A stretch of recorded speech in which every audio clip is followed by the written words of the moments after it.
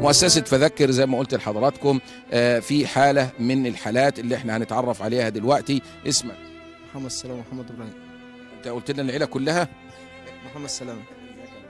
عندك كم سنة؟ 28. ربنا يديك الصحة يا رب. مشكلتك ايه؟ مشكلتي ان انا اعمل حادثة. حادثة ايه؟ حادثة توك توك. حادثة توك توك. ربنا يشفيك ويعافيك يا رب. ايه اللي حصل؟ انا عندي عجز في رجلي ومش بمشي. يعني انت كنت سايق التوك توك ولا انت كنت راكب؟ كنت راكب. وايه اللي حصل؟ التوك توك اتقلب بينا، ليا 4 سنين ما بمشيش على رجلي. يعني التوك توك اتقلب بيكم فحصل عندك ده كسر في رجلك ولا ده في ظهرك ولا ده ايه؟ لا، في رجلي. بس. يعني اللوحة اللي في رجلك دي بسبب الحادثة؟ بسبب الحادثة. عامل فوق ال8 عمليات ورا بعضيهم. 8 عمليات. وما بتقدرش تمشي على رجليك. امال بتتعامل ازاي؟ في حد بيشيلني بيحركني كده كده. يعني زي ما حصل دلوقتي 2 شباب. دول جيرانك ولا اخواتك؟ لا، ولاد خالي. ولاد خالك دول اللي هم دخلوا بيك وشايلينك وكده يعني. ربنا يبارك فيهم يا رب.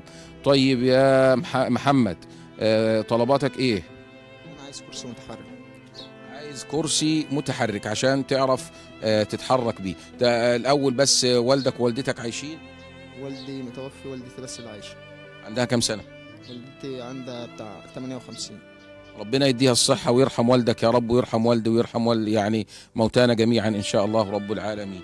مين المتولي مصاريف البيت؟ هي والدتي. بتصرف منين؟ يعني ليكم معاش، ليكم دخل يعني؟ بالتكافل وكرامة. من يعني دخل تكافل وكرامة. طيب لكن أنت ليك علاج؟ ليه علاج. تاخد علاج شهري؟ أيوة. في تكلفته حدود؟ أيوة، على حسب. يعني في اشهر بجيبه واشهر لا. يعني ممكن تجيبه شهر، لا يعني لما يكون متوفر معاك فلوس تشتريه، مش متوفر ما تشتريهوش. تمام. وعامل 8 عمليات. تمام.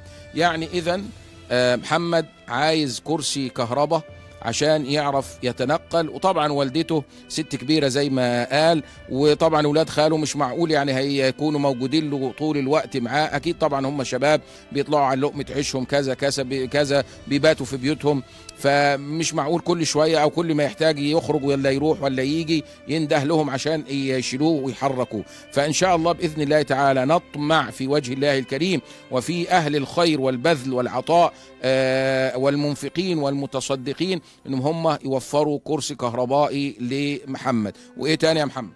هو انا عايز الكرسي بس. كرسي بس؟ يعني مش عايز كمان يعني اهل الخير يوفروا لك حاجه تدر عليك دخل شهري؟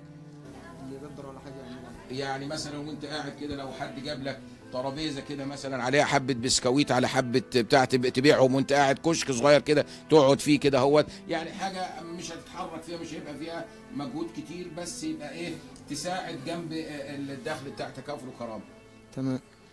تمام ماشي. طيب على بركه الله. يبقى محمد له مطلبين 2 ما فيش غيرهم، كرسي كهربائي واهل الخير يوفروا له حاجه يكون منها دخل شهري ومصدر شهري ليه ولوالدته. ربنا يا رب يجعله في ميزان حسناتكم ان شاء الله، ويتقبل منا ومنكم صالح الاعمال.